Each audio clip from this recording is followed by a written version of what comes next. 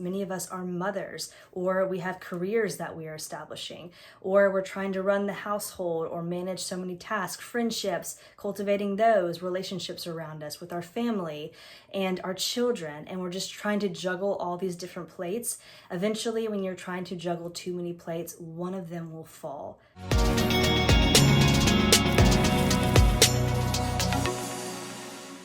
Hola chica, welcome back to the channel. This is your space as a woman to move through seasons of change with greater calm, clarity, and faith, even if you feel like you're running on empty. So if that is you, this is the space for you. And today we are going to dive into why women feel burnt out during seasons of change. So being burnt out is not just about being tired. Being burnt out is a mental or emotional or even physical complete depletion in your body, in your soma. And it can show up even if you experience as much rest as you think you need or recovery time, you still do not manage to catch up on a somatic level. And as women, we are hypersensitive, right? It is a gift that we have been given to be aware and sensitive to the world around us. And when there's so much noise and chaos, it can feel exhausting, as though we're taking on, things that are not even ours to carry. So for women, often this shows up as numbness to emotions, feeling disconnected from yourself and from others around you, feeling apathetic to showing up in ways that you once did, feeling a lack of purpose or sense of clarity, feeling a lot of brain fog or inability to make decisions. All of these are examples of ways that your body is saying slow down, even though the world around us is saying more, do more, never stop. Continuing to go is a sign of success. That is a lie that for a long time was fed in the content creating entrepreneur space. Back in 2017, when I started a blog, it was very much this boss babe culture where the more you did, the more you showed up, even if you will, the more burnout you experience, the more success you gained. That has since shifted a bit, but there is still that sense of pressure to show up and be a superwoman, basically, when that was never how you were designed to be. You were designed to rest and to check in with yourself when you might be experiencing burnout. And for women, we're especially vulnerable to this. Like was already mentioned in this video, our sense of sensitivity, our hyper awareness to the world around us. Many of us are mothers, or we have careers that we are establishing, or we're trying to run the household or manage so many tasks, friendships, cultivating those relationships around us with our family and our children. And we're just trying to juggle all these different plates. Eventually, when you're trying to juggle too many plates, one of them will fall.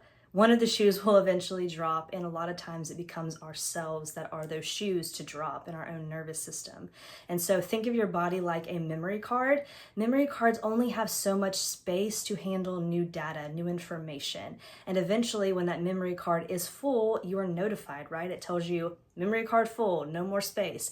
Delete things to create more space. And that is exactly what your body and mind is showing you when you experience this burnout. The trouble is, many of us do not take the time to dive into more awareness or better understand our body and these flashing mayday signs that we're seeing. And it just creates burnout. We become numbed out and we just try to continue on into the rat race without taking the time to pause. A good example of this, recently we were abroad in Portugal, my husband and I was capturing content. We were on a bike tour and we had stopped to view this beautiful view of Porto, Portugal, and taking a video. Here I was holding the selfie, taking a video for content for social media, and I did not see these 3 random screws that were in the sidewalk in front of us. Completely tripped over them and fell, slid on the concrete, slid and bruised my face, bruised my knees were bleeding, and I had no idea what had just happened. Luckily, everything was fine. I did have a black eye for a little while, but it wasn't worse. And it was very interesting to reflect on that moment in a culture that was very much, a culture that very much honored slowing down and taking your time. My mind was still very much go, go, go, and capture the content and show up. And cutting to now being back in the US, a culture that typically is very go-go minded, very, ambitious, very success driven, right? For better or for worse. Now, getting back into this culture, taking a step back, you can learn more about that in my video here, but taking a step back from social media, it's ironic because now being back in a culture that's very, goal driven, success driven, show up and noise, to then mentally take a step back and realize when I need the space in order to not experience that level of burnout I once had in the past that actually brought me into somatics and into somatic breathwork. So recognizing when burnout is starting to come into your life is key, but if you never acknowledge that, there's no way for you to know when it's coming. So here are several ways that you can acknowledge, hey, this is burnout happening in my body and something needs to be done, right? Some space needs to be had, some capacity needs to be created in my body and my mind to then show up as my best self. So some examples of this could be complete exhaustion, lack of interest in showing up, in ways we once had, feeling disconnected, disassociated from the world around us, even from our, tight-knit community, feeling this sense of tension or headache somatically, physically in the body, feeling just constantly on 0% and really not understanding why, because technically you're getting the amount of sleep that you need, but for some reason you're just not recharging your battery like you once did. Withdrawing from social connections, like I've already mentioned, or even using, the doom scroll, like we call it, or food or alcohol or other substances to numb ourselves or to just give us something to put our energy into without having to focus on the root problem. These are different ways that you can recognize burnout in your life, feeling very agitated, feeling purposeless in your life. Now, of course, I am not a doctor or a physician. These are just my lived experiences. So definitely do your own research, but these can be examples of potential burnout in your body that you could explore and dive into rather than just staying numb or even feeling shame for experiencing them in the first place. Shame will uproot in silence. So the more we stay silent about these struggles that are so real, that happen to all of us, the more that shame can uproot. So rather than allowing that shame to be created, face the struggles head on and find community to do so. And that's what we're going to dive into now, is how to combat this burnout and what to do about it once we see the signs coming up. So one way can be to set up greater boundaries. Boundaries are healthy, boundaries are good, and our own boundaries can shift and change within our life depending on what season we're in. Sometimes we have greater capacity to handle things and sometimes we do not. So adjusting our boundaries and constantly checking in is key. But I definitely encourage to book in your day if you're an entrepreneur, if you, work a regular 9 to 5, if you are a stay-at-home mom, maybe you do both. Having bookends to your day to disconnect from the noise, disconnect from the work, and really dive into your own rest and your family and things that you love and enjoy. Maybe those are hobbies that can reboot you and refresh you rather than drain you. Another way to combat this is to have true nourishing rest, not falling asleep in front of a screen, not doing, the scroll on social media right before bed, but disconnecting from screen time when you are about to have your night's sleep. And this has been proven through so many statistics that the light coming from our screens can actually deplete us of energy even more and make it more difficult to get true nourishing sleep. So this is one small thing you can do to, make it a habit, even when you're not experiencing burnout. That way, once you do, if it comes into your life, because it's natural to have seasons of burnout come back, you're able to know exactly what you need to do for yourself to cope with this and to create that deeper sense of connection to yourself and give yourself that space.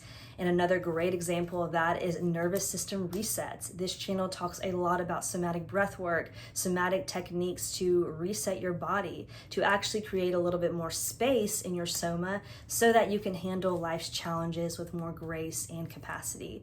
So in somatic breathwork, you are given the space and time to dive into your breath, and biologically, through the different breathing patterns that you engage with, both very active clearing workout like breath to then more gentle and repatterning breathing at the end.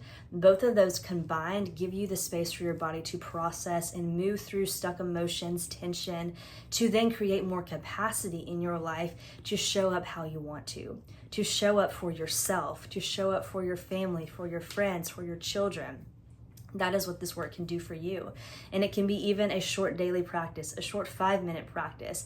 I have a multitude of those available here. Here's an example of one you could do, a short daily practice that gives you that space to connect and release what's stuck to then have greater capacity. Another great tool is somatic grounding in your body, becoming more aware of the physical sensations you are feeling, the emotions, even the stories, and just picking each apart without judging them or making them something different, but gaining greater awareness somatically to what's coming up for us. And that can be found in meditation, in movement. In somatic breathwork, we are moving our body too. It's what your body needs. Maybe that's shaking through the stressors. Maybe that's dancing while you're lying there. Maybe that's using sound and using your voice.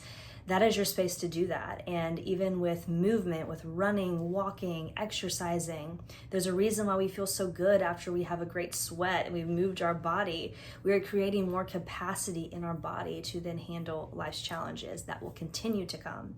So nervous system reset is probably one of my favorite ways to maintain that balance internally and to combat that burnout. One last important thing would be support system, finding a therapist that you can talk to about these things unbiasedly, having your core friendships that are aligned and that share your like-minded beliefs, to share when you're struggling, because like I mentioned earlier, shame uproots in silence. So the more that we share and are not ashamed of these feelings and experiences that we all have, the more that we'll be able to combat them with grace and asking for prayer, asking for support, saying, hey, this is the season of life I'm in right now.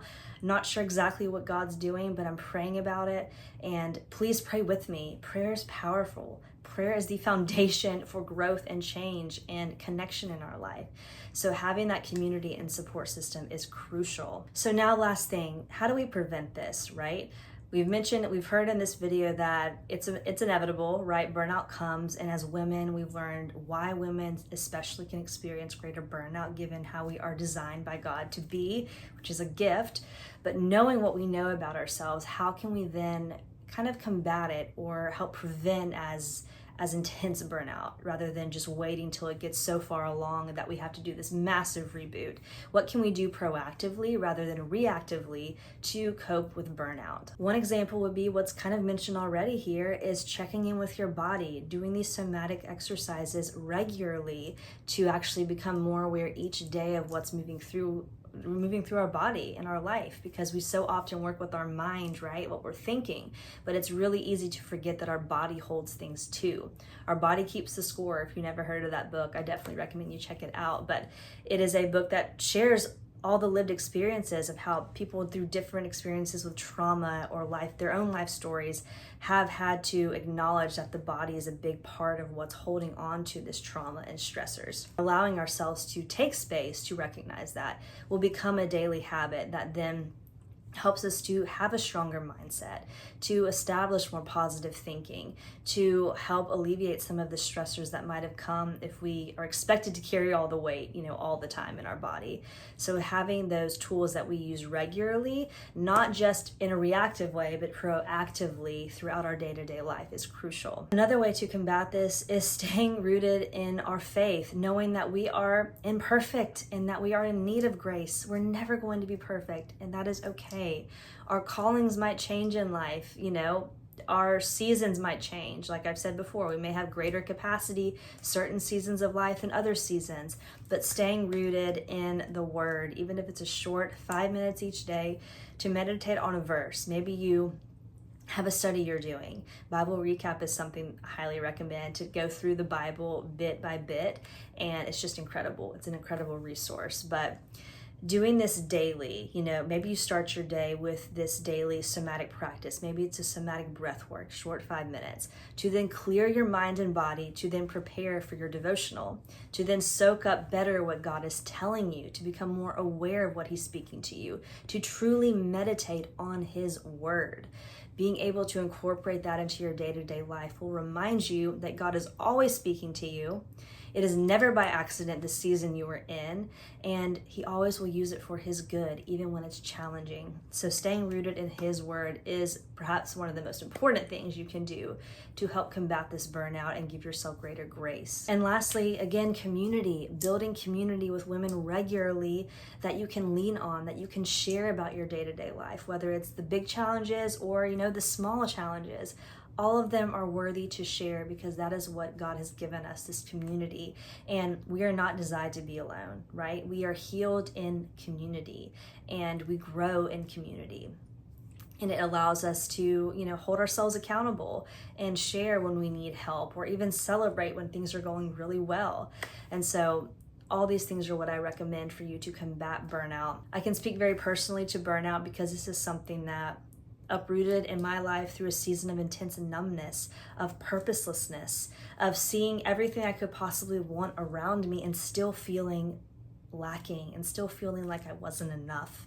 And it really took God showing me the tool that he wanted me to use, which was the breathwork, was somatic breathwork that he introduced me to then dive into this God-given breath, to move through myself, what I was dealing with, to better see his purpose for my life at that time, and to go for it, to feel peace and certainty and confidence in his next direction in my life, and to slowly, little by little, basically disconnect from the numbness, become the version of myself I wanted to be and that he was leading me to be. And it really took recognizing what I needed on a body level, on a mental level, to actually take the steps I needed to accomplish what he was leading me to do. And that wasn't without hardship. Burnout came up. And now, if this video can help prevent you from going as far along as I was in this season of intense burnout, that is what I want it to be, is a source for you to prevent it from coming up as heavily, and know also the signs to look for as well, because the first step is awareness. So if this resonates with you, just know you are not broken. You're not in need of fixing. You are human. And this is just lived experiences that we all have that frankly should be talked about more. So honored that you're here. Remember, it's the small daily practices. You are what you do repeatedly. That is what makes all the difference. And I hope to see you in a future video. Please be sure to subscribe if this landed for you. Share it with someone you love. Share it with someone who could use this. And I look forward to seeing you in the next video. Besos.